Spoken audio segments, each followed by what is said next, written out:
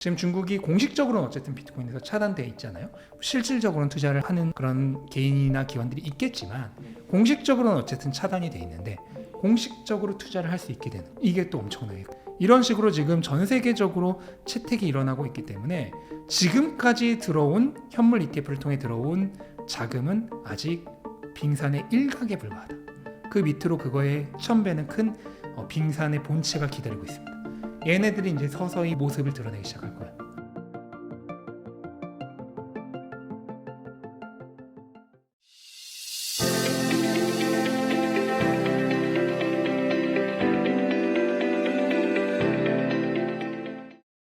반감기가 이제 3주 정도 남았는데요. 반감기 시나리오 정리해 주실 수 있으실까요? 네, 일단 반감기란 것 자체는 여러 번 말씀드리지만 단기적으로는요 시장이 주는 영향이 거의 없어요. 단기적으로 주는 영향이라고 하는 것은 전부 심리적 영향입니다. 그러니까 과대 광고라고 하죠. 우리가 이벤트예요. 이벤트. 야 반감기 온다. 이거 엄청난 거다. 그럼 이제 그 이전에 뭐 좀 빨리 팔려는 사람도 있겠죠. 미리 막 그걸로 뛰었다가 네, 반대로 반감기 지나고 나서 갑자기 매도 물량이 확 나올 수 있죠. 뉴스에 팔아라.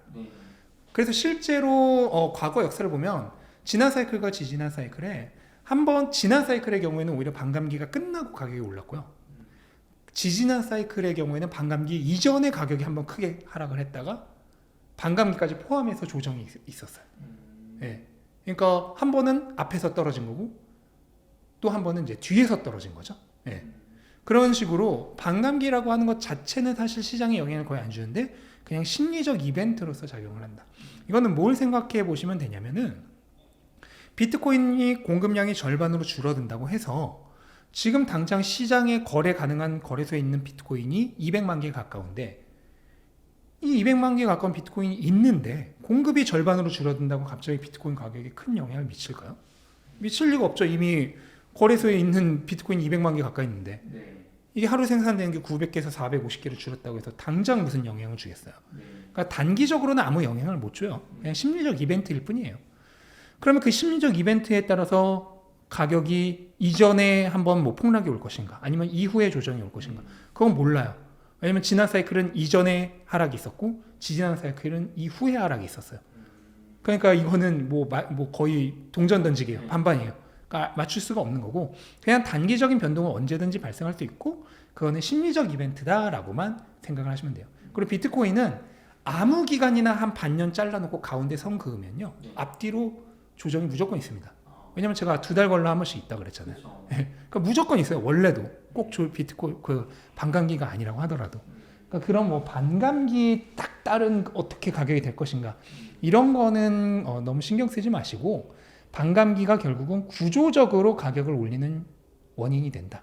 왜냐하면 장기적으로 공급량이 계속 절반씩 줄어든 양이 공급이 되다 보면은 거래소에서 수요는 더 많으니까 빠져나가는 물량이 계속 더 많을 거 아니에요?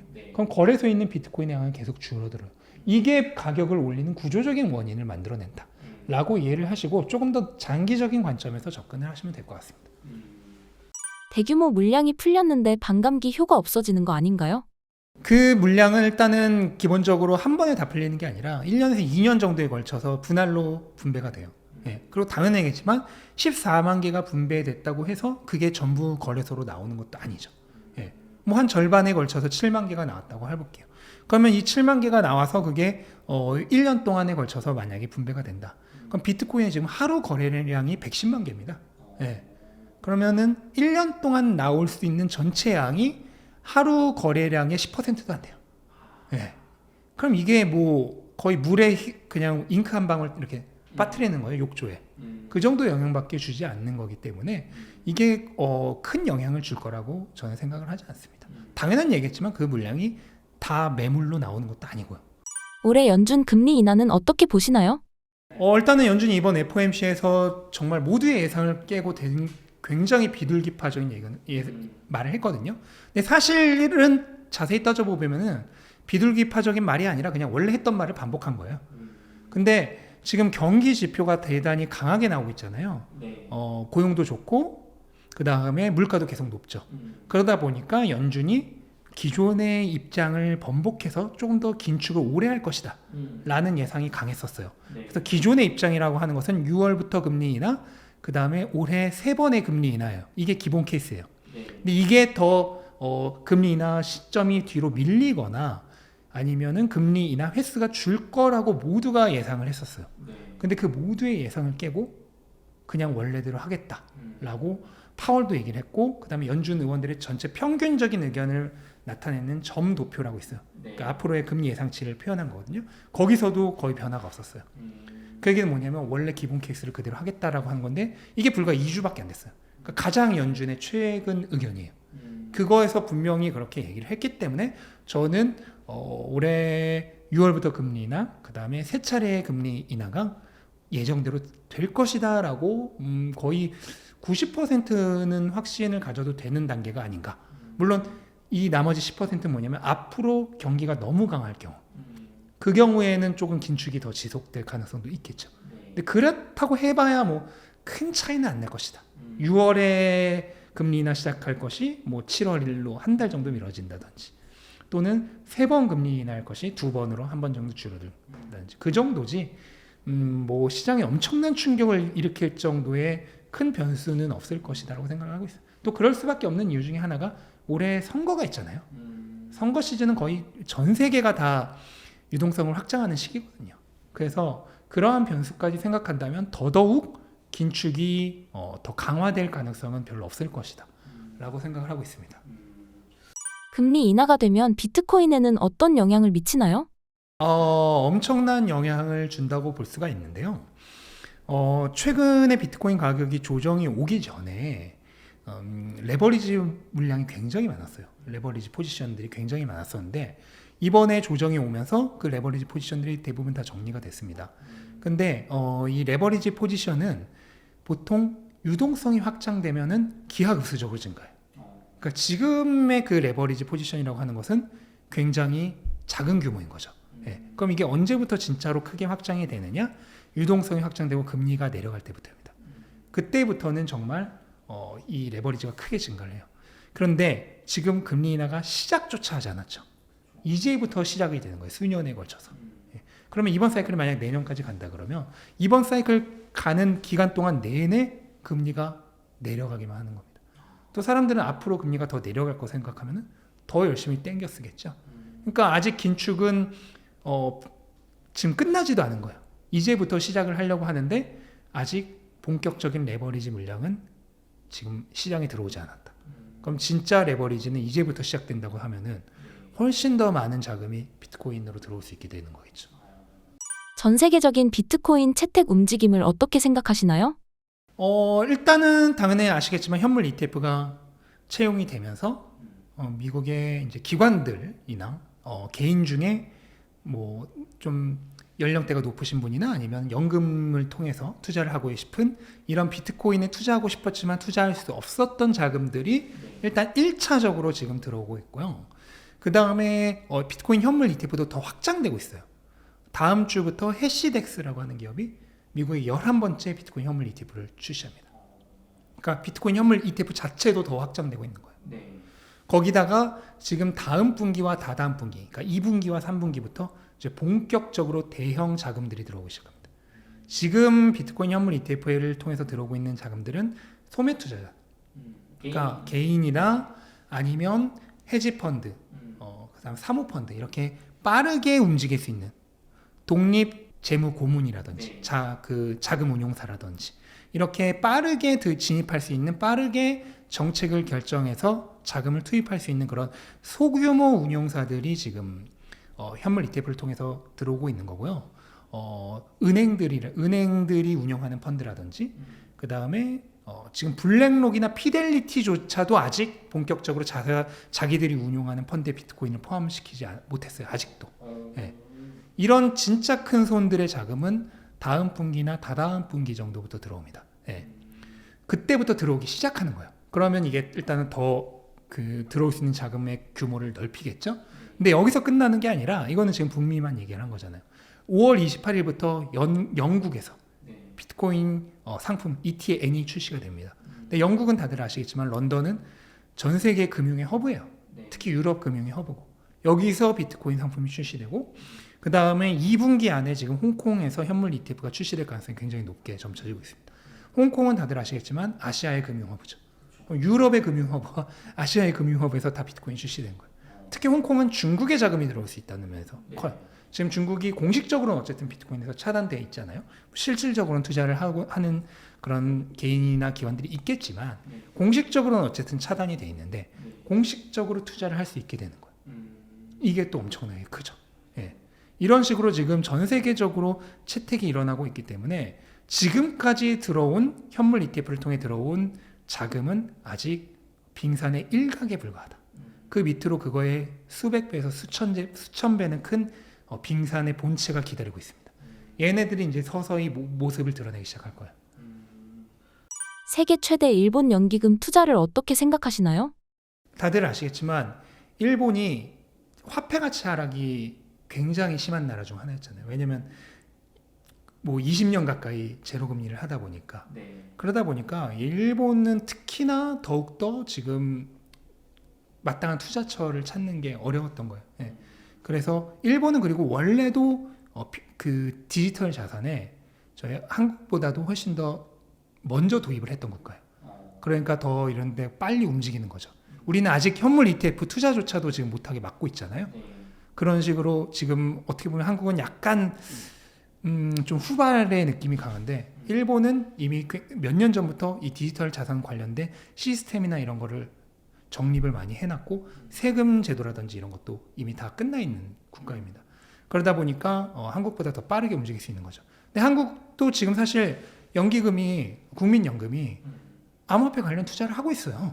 네, 그래서 코인베이스에 투자해서 뭐 엄청난 이득을 보고 있다라고 하는데 정작 국민들은 지금 현물 ETF도 투자를 못하게 막아놓고 국민연금은 암호화폐 투자하지 않겠다고 해놓고서 암호화폐 거래소에 투자하고 있고 지금 이런 상황이니까 좀 안타깝죠. 뱅가드 회장 교체는 무슨 얘기인가요? 뱅가드는 지금 공식적으로 자사 계좌로 비트코인 현물 ETF를 못 사게 막고 있어요. 네, 막고 있는데 이게 일단은 고객들의 굉장히 큰 반발을 불러일으키고 있고 그러다 보니까 실적 면에서 지금 불만이 굉장히 많겠죠. 이게 지금 CEO가 교체되는 거의 원인이다 라는 루머가 있어요. 왜냐면 루머일 수밖에 없는 게 뭐 공식적으로 밝히지는 않았으니까. 네, 그래서 뱅가드가 현물 ETF가 딱 출시됐을 때 뱅가드의 계좌로 현물 ETF에 투자하는 걸 막은 것이 뱅가드 실적에 굉장히 악영향을 미쳐서 잘리는 거다라는 그런 루머가 하나가 있고 그런데 웃긴 거는요. 정작 뱅가드 자체는 그 거래소라든지 암호화폐 채굴 기업의 대주주예요. 네. 그러니까 본인들은 사실 투자를 하면서 고객들은 못하게 막고 있는. 그러니까 우리나라랑 똑같죠. 국민연금은 투자하면서 국민들은 못하게 하고 있는 거랑 똑같은 짓을 하고 있어요.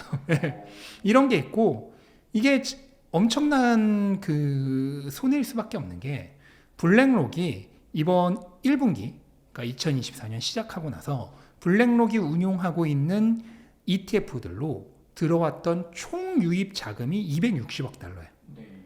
그런데 비트코인 현물 ETF가 얼마인 줄 아세요? 글쎄요. 20억 될까요? 10억, 20억? 130억 달러. 130억 달러요? 절반이 그냥. 블랙록의 모든 ETF들을 다 합친 현금 유입량이 올해 들어서 260억 달러인데 그중 절반이 비트코인이에요. 초히트 상품인 거죠. 완전 대박 난 거예요. 대박. 초대박. 네. 그거 아니었으면 지금 반토막이에요. 매출 반토막이에요. 수수료 장사 엄청. 네.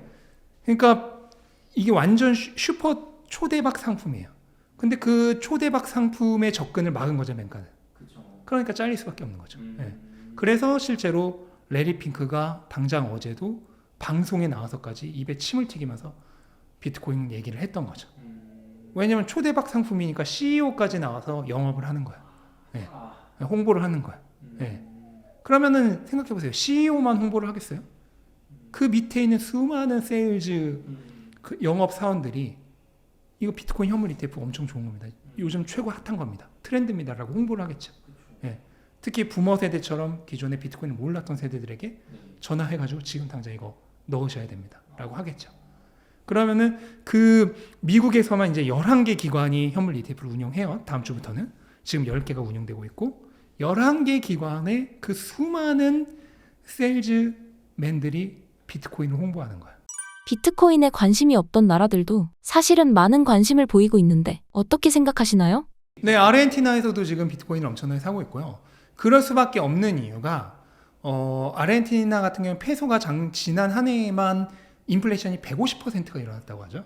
물가가 2.5, 공식으로 2.5배니까 실제로는 그보다 훨씬 높다고 봐야 돼요. 뭐 4배, 5배씩 올랐겠죠. 그러니까 자국의 화폐 가치가 뭐 자고 일어나면 떨어져 있는 거예요. 1년에 반토막 이상이 난 거니까. 예. 그러면은 당연히 이런 나라에 살고 있는 국민들은 어떻게 할까요? 뭔가 화폐 가치를 보존해 줄 걸 사야 되잖아. 근데 그렇게 경제가 무너진 나라의 기업이나 주식 같은 게 잘 될 수 있을까요? 잘 될 수가 없죠. 기업은 그 경기가 생명인데 현금 흐름이 중요한 거잖아요. 그 기업들이 벌어들이고 있는 그 현금 흐름도 벌고 있는 와중에 가치가 떨어져요.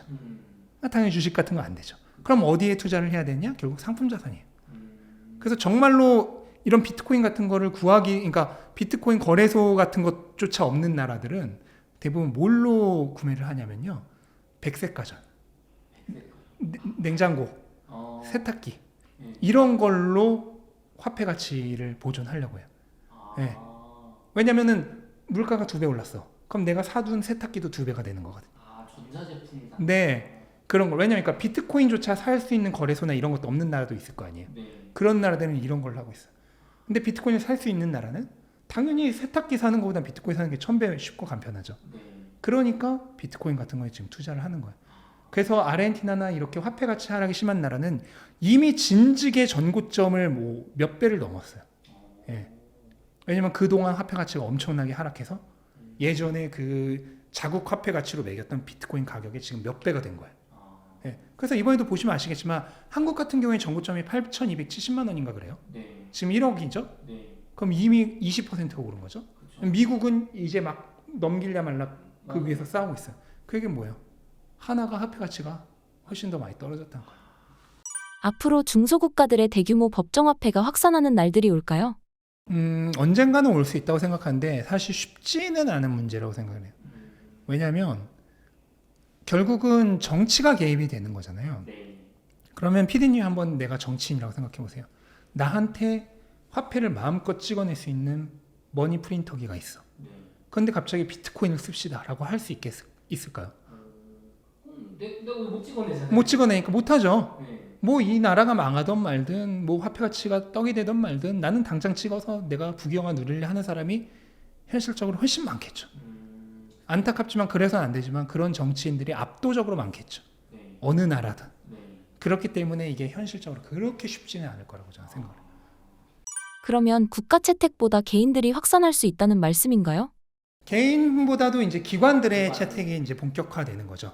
예. 왜냐하면 기관들은 아직 비트코인을 블랙록이나 피델리티 같은 지금 편물 ETF를 엄청나게 몇백억 달러 단위로 운용하는 그런 기관에서조차 아직 본격적으로 편입이 안 됐으니까요.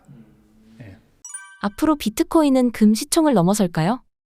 네, 은의 시총과 지금 거의 싸움을 하고 있어요. 막상막한데 이번 사이클에서 거의 무조건 넘길 거라고 보고요. 이미 일시적으로는 넘겼었죠. 그래서 1조 3천억 달러에서 1조 4천억 달러 사이에서 지금 싸움을 하고 있는데요. 은은 뭐 전 세계 수천 년 동안 금에 이어서 2위 상품 자산의 자리를 차지했던 자산이죠. 근데 이미 역전이 된 거고, 그런데 이게 실질적으로 보면은 이미 한참 예전에 역전이 된 거라고 보시면 돼요. 왜냐하면 은의 경우는 공업용이라든지 여러 가지 실사용 목적으로 사용되는 시가총액의 규모가 거의 절반입니다. 금과는 달라요. 금은 5%밖에 안 돼요. 실사용 목적은 95%가 가치 저장 목적이에요. 구매력 저장 목적. 그러니까 금의 시가총액 15조 달러 중 한 13조에서 14조 달러가 구매력 저장 목적이에요. 근데 비트코인은 뭐예요? 다른 용도가 있어요? 100% 구매력 저장 목적이에요. 그러니까 그 금의 시가총액 중 구매력 저장 목적인 것과 비교를 해야 돼요. 그러면 한 13조에서 14조 달러인 것과 비교를 하면 되니까 10분의 1이에요. 근데 은은 이미 절반 정도밖에 안 돼요. 그 용도가. 나머지 절반 용도가 공업용이라든지 이런 실사용 목적이에요. 네, 의료용이라든지 여러 가지 목적들. 그렇기 때문에 은의 시가총액 1조 4천억 달러 중 구매력 저장 목적은 7천억 달러밖에 안 돼요. 그러면 이미 그거는 진작에 넘어선 거죠. 진작에. 예, 진작에 넘어선 거고 이제 금을 바라보고 저는 갈 거라고 생각되고 지금 세계적으로 표준적으로 비트코인의 각 펀드들의 포트폴리오 할당 비율이 한 3% 정도씩 될 걸로 예상이 되고 있어요. 우리가 처음 현물 ETF가 출시됐을 때는 1% 이렇게 뭐 얘기를 하고 있었는데 훨씬 더 높아지고 있어요. 그래서 지금 3% 정도까지 얘기가 나오고 있는데 이 비율로 진행이 된다고 하면은 못해도 다음 사이클 정도에는 금의 시가총액을 충분히 넘볼 수 있을 것이다 라고 보십니다. 이번 사이클에서는 쉽지는 않고 비트코인 가격이 70만 달러까지 가야 되거든요. 네. 그럼 지금 여기서 10배를 더 올라야 되는데 뭐 불가능하진 않겠지만 저는 이번 사이클에서는 좀 어렵지 않나. 그리고 다음 사이클에서 가능하지 않을까라고 개인적으로 추측을 하고 있습니다.